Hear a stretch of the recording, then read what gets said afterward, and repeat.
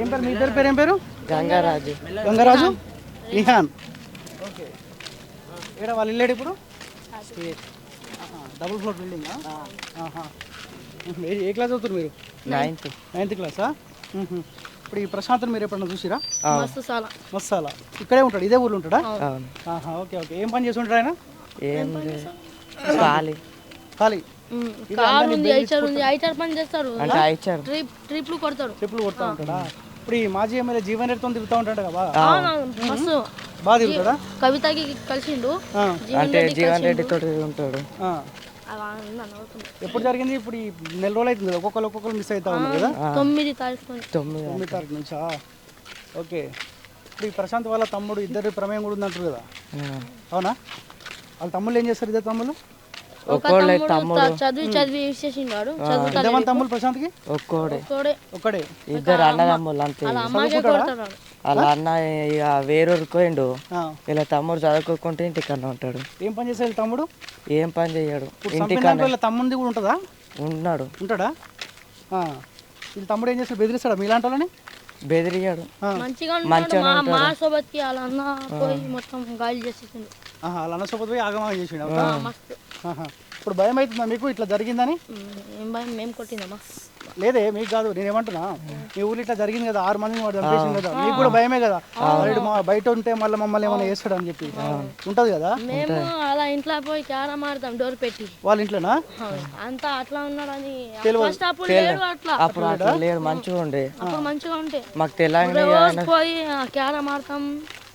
మీరేమనుకుంటారు ఇప్పుడు? మనకి ఎటువంటి శిక్ష పడాలనుకుంటారు మీరు? వాడితో ఎవరు మాట్లాడతారు ఇప్పుడు? శిక్ష ఇప్పుడు వాడు బయట ఉంటే మీకు కూడా ఇబ్బంది పెడతాడు కదా, వాళ్ళు ఏమంటారు అంటే వాడిని కూడా ఎన్కౌంటర్ చేయాలని ఇప్పుడు చాలా మంది అంటారు.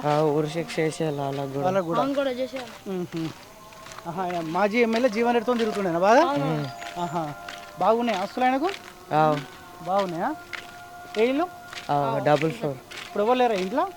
ఎవరు లేరు ఇప్పుడు. ఎవరు లేరు, డోర్. ఇప్పుడు వాళ్ళ తమ్ముడు కూడా ఎవరన్నా ఏమైనా చేసిండా?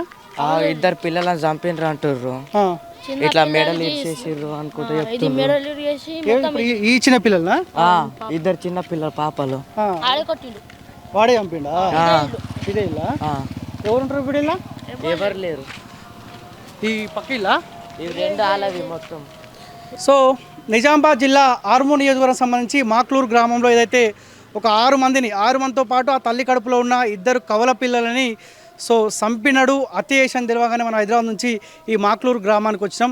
ఎవడైతే ప్రశాంత్ అనేటోడు ఈ దుర్మార్గానికి పాల్పడ్డాడో వాని ఇల్లు ఇదే. ఈ డబుల్ ఫ్లోర్ బిల్డింగ్ ఉంది కదా, ఆర్మూర్ పాండు మాజీ ఎమ్మెల్యే జీవన్ రెడ్డితో తిరుగుతూ ఉండేనంట. ఇక జీవన్ రెడ్డితో సోప చేసామంటే అంతా ఇదే బ్యాచ్ ఉంటుంది, దాదాపు ఇదే బ్యాచ్ ఉంటుంది కాబట్టి ఇల్లు ఒకసారి చూడొచ్చు. లాకేష్ ఉంది, ఈ ఇంట్లో అయితే ఎవరు లేరు. మొత్తానికి నెల రోజులుగా ఒక పకడ్బందీ ప్లాన్ తోటి ఫస్ట్ మొట్టమొదటిగా వాళ్ళ తండ్రిని తీసుకొని పోయిండు, ప్రసాద్ అనే వాళ్ళ దోస్తుని తీసుకొని పోయి ఇగో ఈయన కండువా కూడా ఉంది, టీఆర్ఎస్ పార్టీ కండువా కూడా కనిపిస్తూ ఉంది. టీఆర్ఎస్ పార్టీ కండువా కూడా ప్రశాంత్ కప్పుకున్న కండువా కూడా కనిపిస్తూ ఉంది.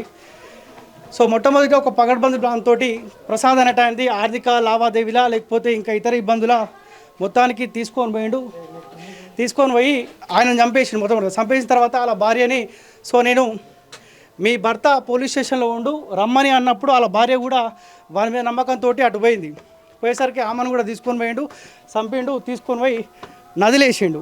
ఆ తర్వాత వాళ్ళ చెల్లెని కూడా తీసుకొని పోయి అదే రకంగా చంపి తర్వాత 2 పిల్లలు ఎవరైతే ఉన్నారో వాళ్ళని కూడా తీసుకొని పోయి చంపి నదిలో పడేసిండు. దొరకకుండా మళ్ళా గుర్తు తెలియకుండా మొత్తానికి 6 మంది ప్రాణాలను ఈ దుర్మార్గుడు ప్రశాంత్ అంటూ తీసుకుని కాబట్టి గవర్నమెంట్ కూడా రిక్వెస్ట్ చేస్తూ ఉన్నాం.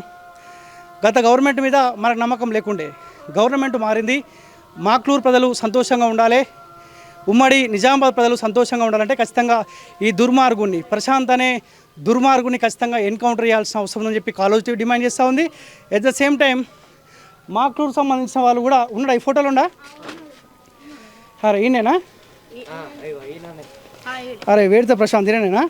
ఫ్లెక్సీ కూడా కనిపిస్తూ ఉంది. ప్రజా ఆశీర్వాద యాత్రకు ఇచ్చేస్తున్న ఆశన్న గారి జీవన్ రెడ్డి గారికి స్వాగతం సుస్వాగతం. మేడిద ప్రశాంత్ బీఆర్ఎస్ యువ నాయకులు అంట. చూడడానికి మంచిగా ఉండి కానీ మరి ఏం పుట్టిందో రోగం పుట్టిందో ఏందో తెలియదు. ఇదే దందాలంట. ఎవరి దగ్గర జాగాలు ఉంటే భూములు ఉంటే బెదిరియాలి లోన్లు ఇప్పిస్తామని చెప్పాలి. వాళ్ళు వినకపోతే వాళ్ళ ప్రాణాలు తీయాలి.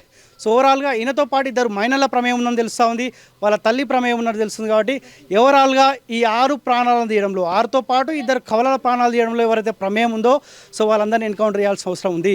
ఎన్కౌంటర్ చేయకపోతే వీళ్ళు బతికుంటే ఇంకో కుటుంబానికి, ఈ మాక్లూరు గ్రామంలో ఉన్న ఇంకో కుటుంబానికి కూడా ఈ ఇబ్బంది వచ్చే అవకాశం ఉంటుంది ఖచ్చితంగా.